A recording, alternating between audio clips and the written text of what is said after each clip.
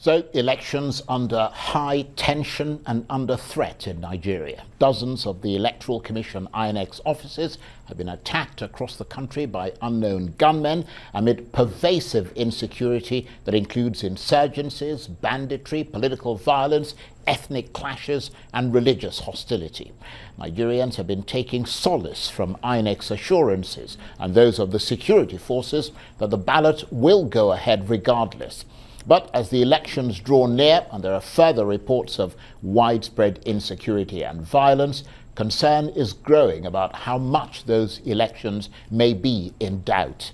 Is it possible that voting may not happen in parts of the country, or that we could end up with a large number of cancelled or inconclusive ballots? And what might the legal implications be? Could it presage a constitutional crisis? Well, for more on this, I'm joined now in the studio by the lawyer and former Director of Legal Services and Voter Education at the Electoral Commission, INEC, Osaze Uzzi Oluwole. Thank you very much indeed for coming in, and Happy New Year. This is the first time I'm seeing you in 2023. I wish you the same, Charles. Thank you so much for having me. Thank you. Let's start with election insecurity and the legal implications of that. You delivered a very interesting paper on this recently. What are your fears and concerns? Thank you.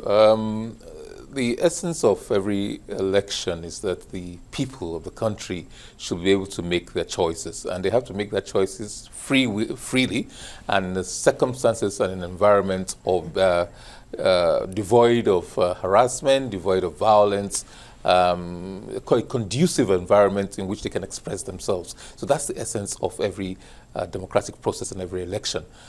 Where there's a specter of violence, insecurity, people may not turn out. They will not turn out in numbers that they would have turned out. You may not get poll workers. You may not get enough people willing to volunteer to do things. You will not. Most journalists will not want to cover events associated with the elections if there's the likelihood of violence or threats. There's a clear and present danger to anybody's lives. Nobody wants to turn out. So it's very important we look at things and examine things in such a way that a conducive atmosphere is a prerequisite for a fair and credible election. And that basically is it really. Well, absolutely. I'm going to drill down further into that issue of the legal implications if things don't go the way they were planned. But yes, there's all this talk of elections holding or not holding. What are your findings in that regard? There were some contradictory reports coming from INEC, but I'm happy that INEC has, the chairman himself, has cleared the air. And yes, I think there was concern and worry. It will appear that some of the things that the commissioner who represented the chairman of the Electoral Institute lecture did say, he may have been misrepresented. But I think he did express some concern that if the violence continues, if it's sustained, if it's deepened or is more widespread, then there's a real danger, a real threat to the holding of elections in many areas. Some areas are relatively safe, and many will point out that even the height of the insurgency in the northeast by Boko Haram, elections were conducted. But in saying that, we should not also forget that in 2015, the elections were postponed for about 6 weeks because the then National Security Advisor in the same Chatham House that everybody seems to be dashing to these days, did sound a warning and give an advice that it may be unhealthy to actually conduct the elections at the scheduled time. And well, INEC initially said, look, there are channels of communication, and did not heed to that advice because you don't go to a foreign country and go to a think tank and start giving advice. The channels of communication. And I think when he did come back, he did write formally to the commission expressing some worries about the conduct of elections at the scheduled time. So the elections had to be postponed by 6 weeks. Fortunately, they were conducted, and I think they were fairly acceptable to most people. So just about every reasonable person. So, and there was a transition government, there was a change of government. And so people tend to say, well, if we can conduct elections even in the height of Boko Haram, we can always do that. But these days, I think the violence, the insurgency, the control of large swathes of land by non-state actors is wider. It's wider than it was in 2015, and that's my worry. We had a round table yesterday, and different people presented papers on the issue. And one of the papers discussed this issue that, look, in every geopolitical zone, you have some form of serious insecurity or the other. In the northeast, there's still insurgency. In the northwest, you have the issues of banditry. In the southwest, you have agitations by people who want to declare the Dual Republic. In the southeast, we know what's happening with IPOB and everything else. In the south, kidnappings, everything. North central, the same thing. So it's fairly widespread, and that is a cause for concern. And several areas, you've heard several governors complain that some local governments are under the control of non-state actors. Now, if that is the case, how do you conduct an election? How do you mobilize? How do you recruit people? How do you mobilize such areas? What are the guarantees? Your station carried a report a few months back when gunmen attacked something that's in no cost as distribution and collection of permanent voter cards, and the staff of INEC lost his life. So this is a serious thing. Of course, yes, our offices have been attacked in the southwest, in the southeast, and other places. They've been attacked, not just by gunmen and arsonists. They don't just come there to scare people. In Imo, for example, they burned the place down. They tried to burn the place down. Yeah. They burned some buildings down. They carted away materials, burnt materials, destroyed materials.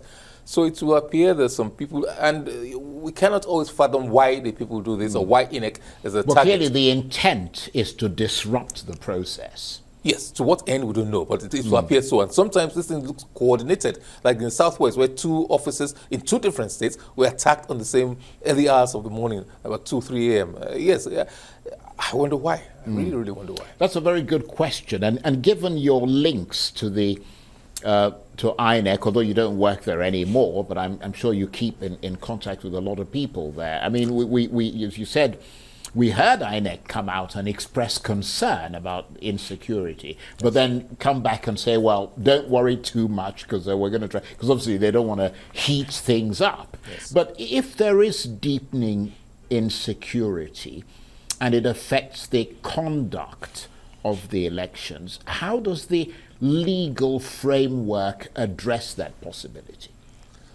I don't want to sound like a pessimist, or I don't want to sound like an alarmist. Part of my job and your job as well is to actually try to reassure people. But in a realistic manner, we are not security experts. We're not in control or give directives to security agents. So we have to rely on assurances given by the security agents. There are 2 things here. First of all, there's the issue of when the country is at war. If insecurity is sustained, and if it is such that a state of war is declared, that has fundamental, profound consequences on the system. People don't seem to realize that elections can be postponed, and when the country is at war, office holders can remain in office. Elections will be postponed, and the president, for example, his tenure expires ordinarily within 4 years after taking the oath of office, and when the next president takes the oath of office. But if the country is at war, the Constitution has made a provision, and it's not new, it's been there, made a provision that the lifespan of elected officials can be extended. Right. So it's a matter of whether the interpretation by, I suppose, the National Assembly and the presidency is whether or not the country is in a state of war. Well, yes, the president can declare a state of war. It's as a commander-in-chief, it is within his remit to declare a state of war. He has to just gazette it and inform the National Assembly, which will approve. And if that is the case, then it's a scary prospect. I rather dwell on it, and I don't think we have gotten to that. But it's important that people know that this provision exists in the law. And potentially, given the deepening insecurity in the country, depending on the interpretation that's given to that insecurity, that clause could be invoked, potentially. It is there. So yes, it can be invoked, just like a declaration of a state of emergency as well. And we have seen that clause on the sections on declaration of state of emergency, Section 305, has been used in recent memory.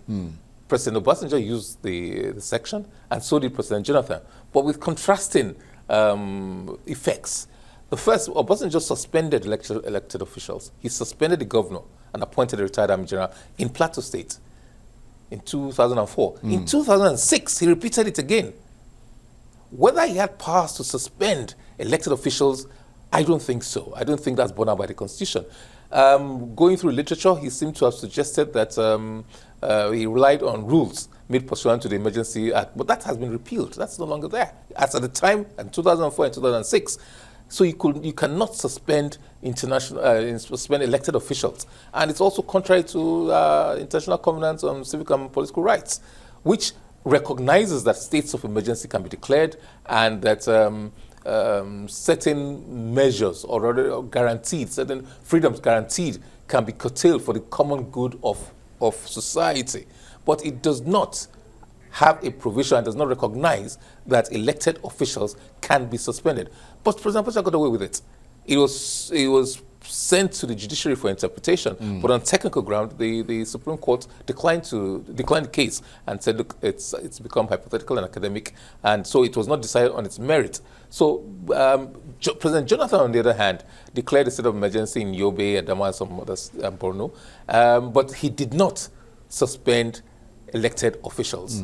And shortly after, I think he did that so that the army could go there, curtail or limit the effect of Boko Haram, and elections were conducted about the same period and everything else. So I think that's a better interpretation. That's a legal effect of declaration of a state of emergency.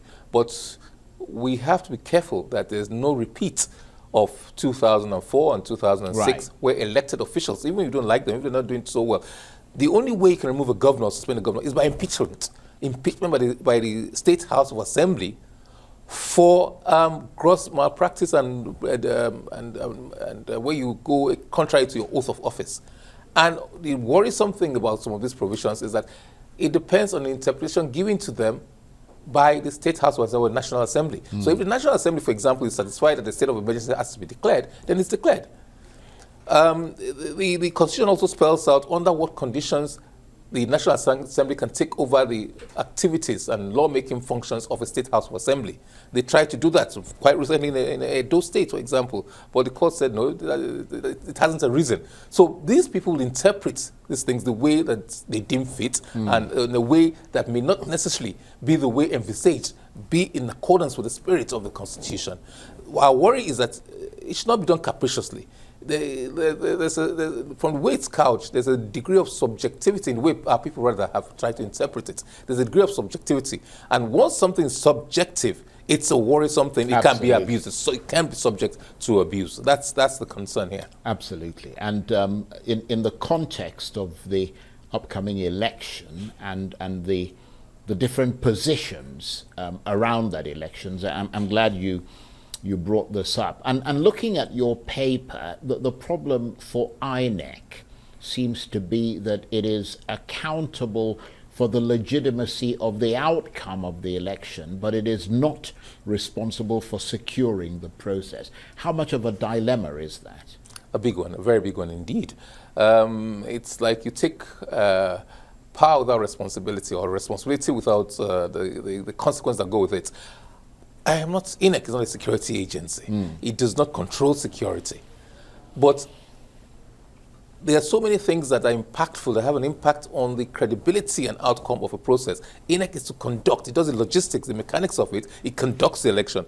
But it cannot dictate how to secure the process itself. It's concerned more with the mechanics of it all. But if there are questions of the legitimacy of the outcome, INEC takes responsibility, being the main electoral management body. So it's a bit of a problem. The Electoral Act has tried to say that, for example, that in the conduct of elections and deployment of security forces, it's for INEC to ask, to request. Yes, INEC can make that request, but there's this dichotomy, there's this line of reporting. The law, the Electoral Act, is notwithstanding any other law. They should be under the control in terms of deployment of the INEC chairman for that period of deployment. He calls for them and he says where they are needed. And in exercising that power, the Interagency Consultative Committee on Electoral Security, which is an initiative, not a legal body, it's an initiative of INEC, coordinates all the activities, co-chaired by the National Security Advisor and the INEC chairman at the national level, and cascades onto state level and local government level. At the state level is Commissioner of Police, and as the lead agency for electoral security, and the Resident Electoral Commissioner of INEC. So that's to allow for a level of coordination amongst them, so that these things can be ironed out. But yes, very often you hear that elections are inconclusive. INEC says there's violence in some areas, so we had to suspend the election in those areas, like it happened in River State during the coalition process. But everybody blamed INEC. But forgetting that the constitution that created INEC also created the police and the armed forces, who are responsible to quell insurrection and who are responsible to keep public order and safety. But it's one of the things that INEC has to. That's why INEC is so concerned about election security. Absolutely, and is roaring about it at the moment now. But let's talk about those mechanics then, the process. Can we be assured that the electoral process is on track and we can be confident in that process? The only way to do that is to look at the plans, look at the process itself, look at the milestones that have to be achieved. I think it was the 26th of February of last year, of 2022, INEC, in accordance with the Electoral Act, issued a timetable for the elections. It had a timetable that schedules, and it's had, I think, about 18 events that have to be undertaken, major milestones that have to be undertaken towards accomplishment of the polls. And the last time I checked, I think out of 14 of those things have been accomplished. So there have been notice of election given, primaries have been conducted, resolution of primaries, outcomes of primaries.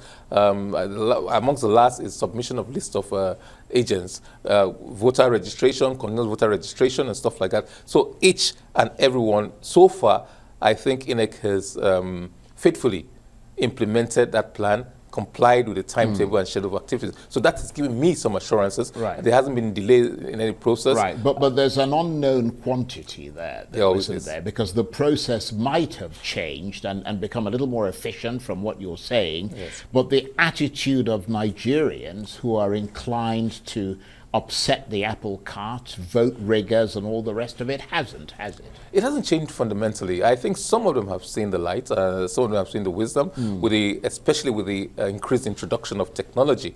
There were some doubts initially, but we've seen them play out. We've seen the use and increased use of technology in the off-cycle governorship elections, for example. You heard the governor of Osun State say if it was under the old system, he probably would not have been declared winner of the Osun governorship election. We've seen it play out. We've seen the Ekiti elections. We've seen this thing.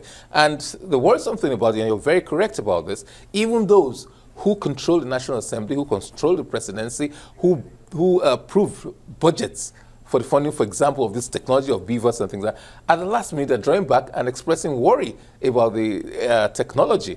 The same way as in 2015 with the card reader, those in control of the presidency and had majority in the National Assembly, after appropriating funds for INEC to acquire this equipment and encouraging INEC to go ahead, I think the reality is beginning to dawn on them that, look, this could be a game changer. And it's worrisome and intriguing that the same people who are in majority, who have been backing these things, appear to be drawing back on it. But I think the majority of Nigerians, people, have increased confidence in the system because they have seen, for example, the IREV, the result viewing portal, right from like the Edo election of 2020. People could sit down anywhere in the world and view the results and call people back home or check in their polling units. Oh, does this coincide? Does this correspond with what I have? And it did. So there's increased transparency and less human interference in the place. Not everybody will be happy about that. Right. But what about all those reports of the voter register? And we're still hearing that. The voter register still being compromised with all kinds of alien beings who shouldn't be there said to be on it. I mean, how is that possible when there are all these checks and balances that are said to have been put in place? Where is the anomaly coming from? Is it from INEC staff, the equipment being vulnerable to cyber attacks, or what? I have no evidence that there's injection or any cyber attack, an injection of strange beings or strange people who ought not to be on the register. I don't have any evidence of that. So I well, don't INEC has had to clean up the register. Absolutely. A number of times. By law, it should clean it up. And that's ultimately it rests with the people. That's not it's not their primary responsibility. The primary responsibility rests with INEC. And so INEC has a duty to ensure the fidelity of the register, because the register is the building blocks of a credible election. Once the register is compromised, then the credibility right away is called into question.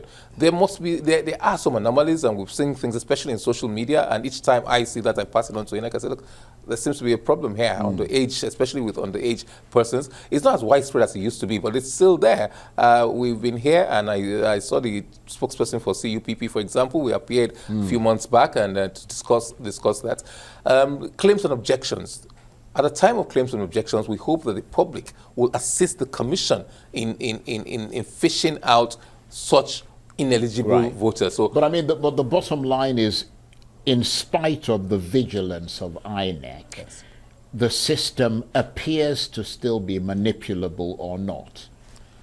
Any system that is man-made cannot be infallible. So, but what we should be concerned about the degree of fallibility involved. Well, in other words, even if it's not 100%, we expect that there should be a high level of. There's the ABIS, Automated Biometric Information System, which sieved through the whole thing, and I'm aware that thousands, literally hundreds of thousands of people who did multiple registration were weeded out. That is so. But I'm not aware that the ABs, for example, can detect underage voters, especially for those who are borderline, the teenagers who may not be 18. Sometimes it's difficult to tell somebody between 15, 16 and 18, 19. Sometimes it's very difficult. Right. So I'm aware that there's also a manual check, but checking through 93.5 million is a task. I don't think you can go through each and every one. But spot checks and just glancing through them was one of the methods I'm aware that they utilized. But what about parts of Nigeria where the internet is weak and where there isn't that sort of, mobile phone density and all the rest of it? I mean, particularly the internet. I mean, how is INEC going to cope with that? Well, two things. I don't think the Beavers needs the internet to accredit a voter, because the biometric is stored in the device or the card reader itself. But you will need internet to transmit, to upload the results. And from what we've seen, even where there's no service or where there's not much penetration, these signals are weak, immediately you get closer to stronger signals, it will pick up and be transmitted. Yeah, but that's why people are concerned, because if you don't do it at the polling station, the polling unit, and then you put it in there, and then you move off and hope that the closer you get to where there is, greater internet activity, that it'll then automatically. I mean, people start getting worried about that being manipulated.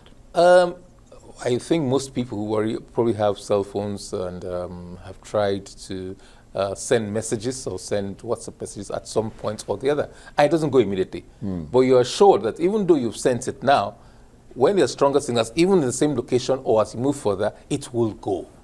Once it's sent, I'm not aware that you can recall it back. Right. So it's a question of it's hanging until it's picked up. Until you cannot delete it, you cannot call it back. So that's the assurance that I think can be given about that. So based on everything you've told us and your in-depth analysis of all the possibilities and concerns, what are your recommendations briefly? We've got about a minute and a half. Recommendations to the people or to INEC? Well, recommendations to the people who are in charge, because it'll be about making sure the process, the issues with insecurity, the issues with, the legal implications, the people themselves who are part of the process. I think the Commission must continue to give assurances to the public, but those assurances must be backed by some concrete steps. And the security agency should be put on the spot. Look, it's your duty, constitutional duty, to ensure that we have a conducive atmosphere. INEC must look inwards at the quality of people it recruits and it deploys to the field, and ensure that people don't think it's business as usual. And for those politicians who want to go ahead and say, this thing can be subverted, I think it might be too late by the time you realize that the game has changed. So all of us, the voters, have to come out. They have to be reassured about the system. They have to come out, collect their PVCs. I am aware that in some centers there are some challenges. I picked mine. I waited for 30, 45 minutes.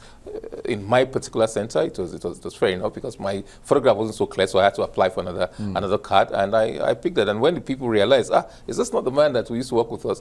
I said, well, I didn't have to jump the queue or anything else because patience, 30, 45 minutes. But I'm worried about certain things I see on social media, especially. I cannot verify some of those things, but each time I get it, we pass it on and try to draw INEC's attention to it. You must find solutions so that people can seamlessly pick up their PVCs and also utilize those PVCs on the day of election.